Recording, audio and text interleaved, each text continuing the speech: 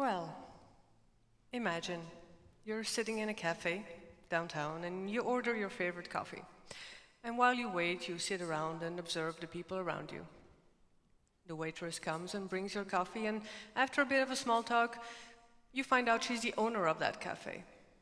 And she smiles and walks away and serves other people.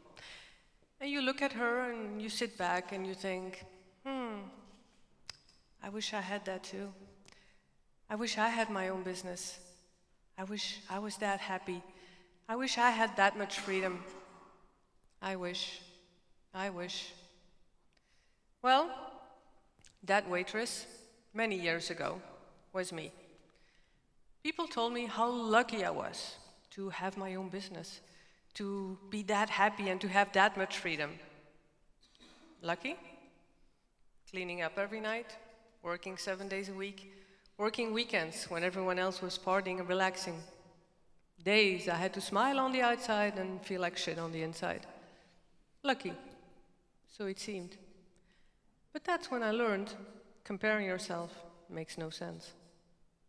Those people were comparing themselves to my seemingly perfect life, resulting in feeling bad and putting themselves down.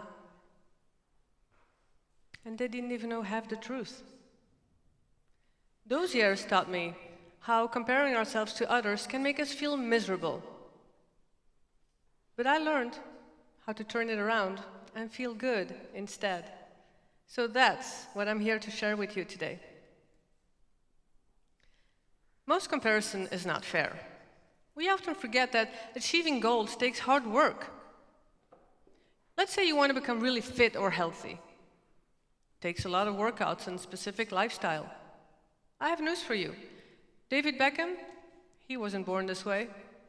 Neither was Beyoncé. No, they have to put in the effort too.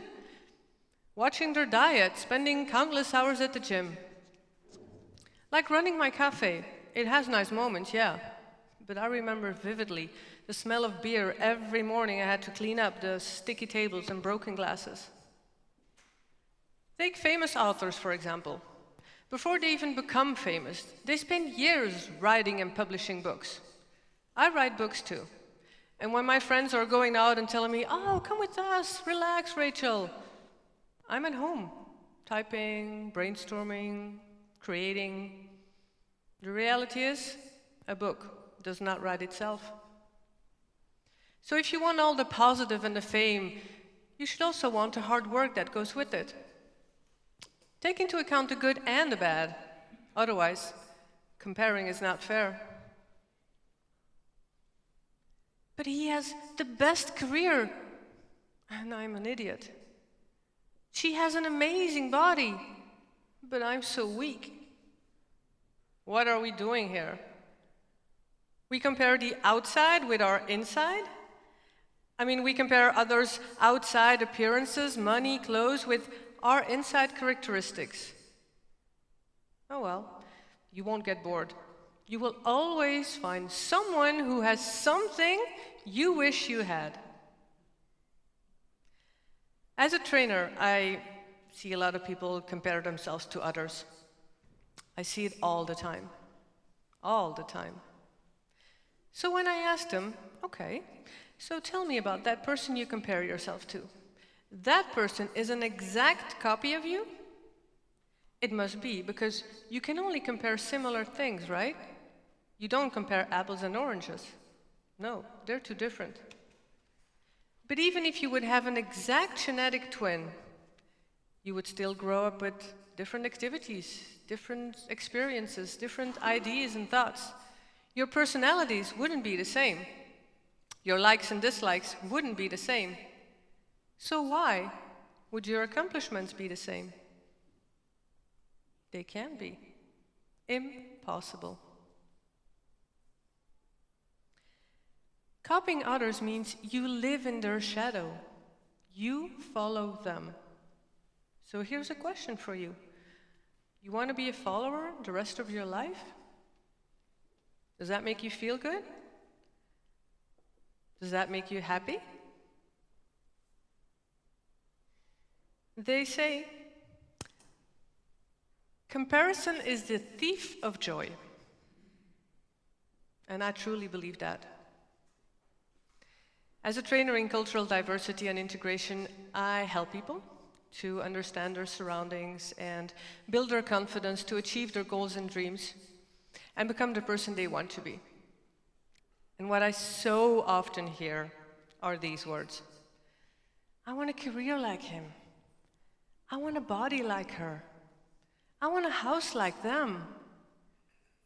Usually followed by a big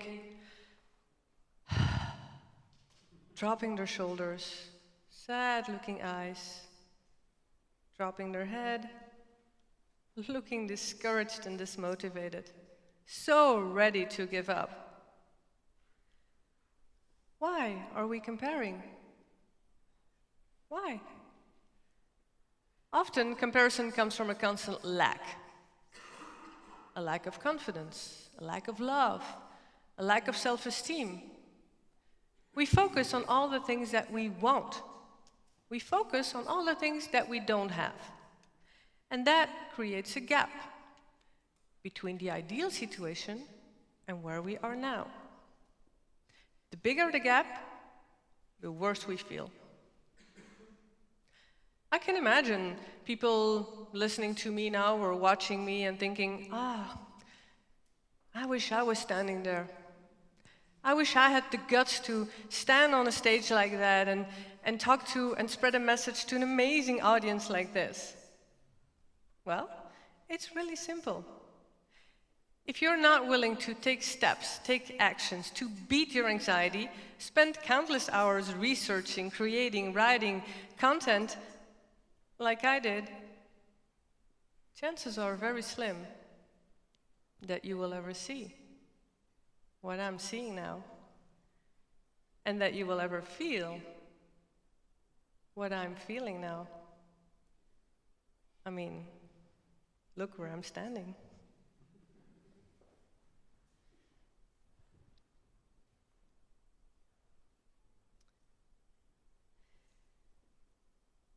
Comparing ourselves makes no sense. But we all compare ourselves to others. And if you say you don't, you're a liar. I mean, have you ever driven into a neighborhood with these gorgeous big houses, thinking, how nice it would be to live here? But my place is the size of their garage. I sure have. It's really normal to compare yourself. In fact, it's human nature. Where is it coming from? Well, we learn it in school, as kids. You get your grades back. What's the first thing you do? Oh, how much do you have? And how much do you have? And how much do you have? At home, our parents compare us to our siblings. Can't you just listen like your brother does? Do your homework just like him. How about now? Scrolling through Facebook, looking at dream holidays, seemingly perfect relationships, amazing fit bodies, and fabulous achievements. Can you honestly do that without comparing yourself at all? Social media is a way to connect us with each other. Instead, it often becomes a way of disconnecting from reality. The more likes we have, the better we feel. Let's get real here, people. Everyone's life is equally fucked up. Every human being has bad days. But we hide our mess and we show our best. We are fooled to believe other people's life is better than ours. We are fooled to believe the grass is greener on the other side. Real life is real life for everyone. So, enough reasons to feel bad. Let's talk about the good. I have great news for you. You don't have to feel bad. You don't have to quit your dreams. On the contrary, it's important to pursue your goals and dreams. You don't even have to close your Facebook account. So, what can you do? Well, I will tell you. And it's only 2 words. So, I see some of you have pen and paper. You may want to write it down. But really, it's only 2 words. So, you may remember them. The 2 words are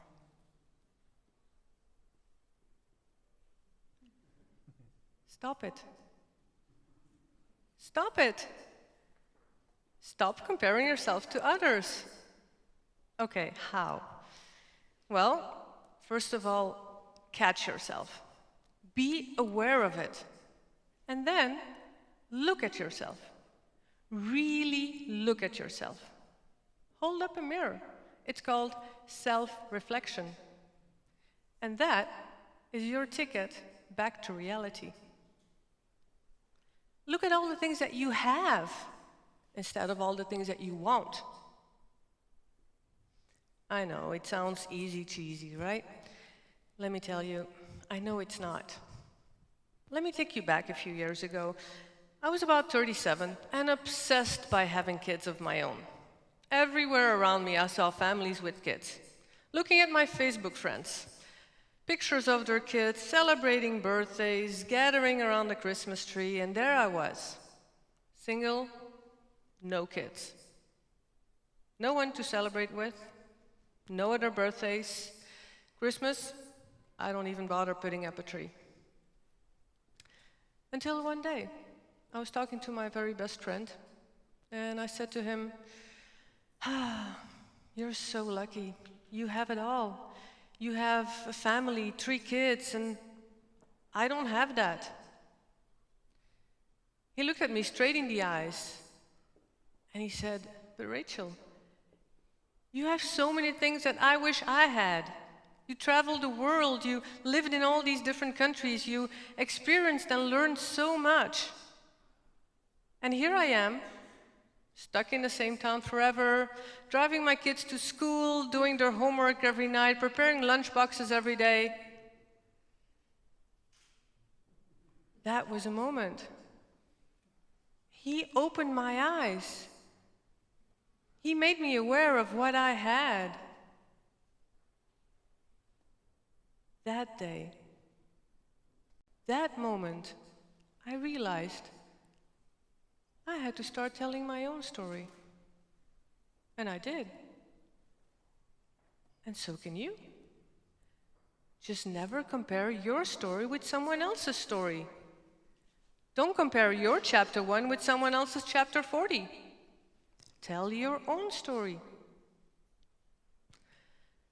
Coco Chanel once said, beauty begins the moment you decide to be yourself.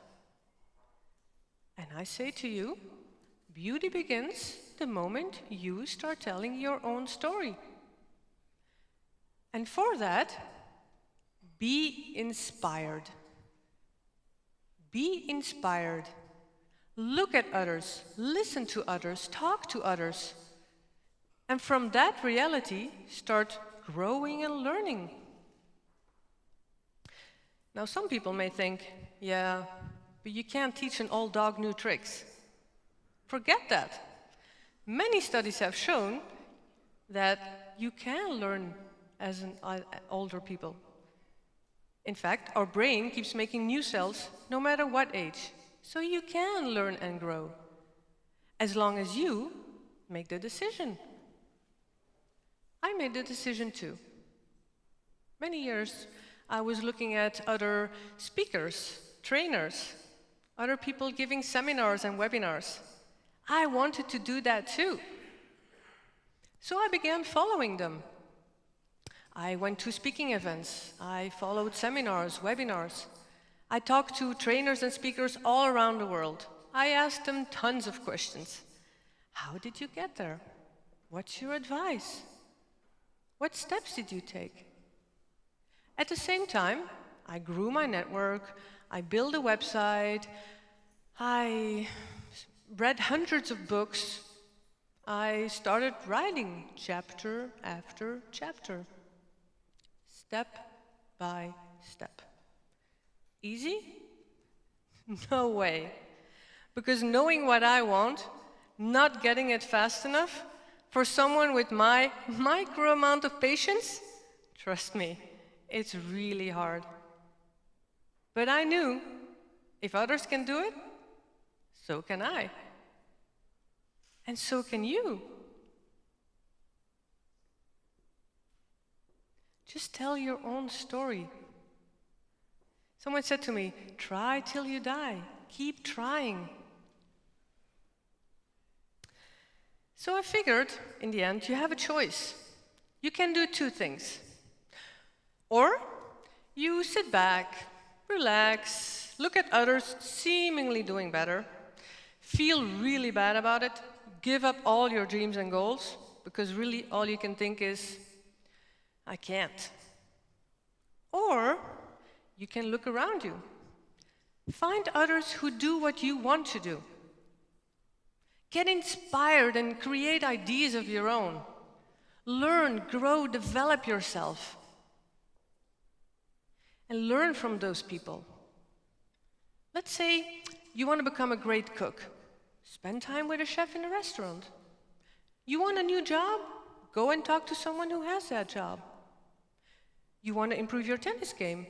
Play with someone better than you. Learn from all these people. Step out of your shell of insecurities and take advantage of all those people around you. Learn as much as you can.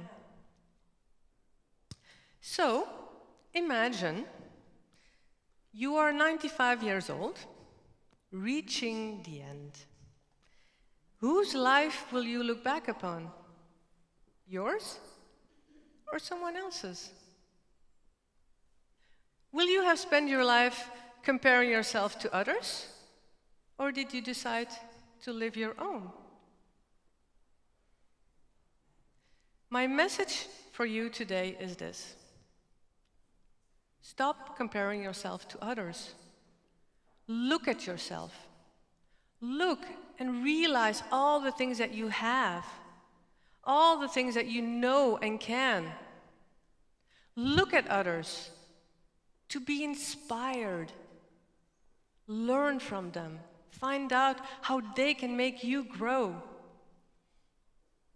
And my final question to you is,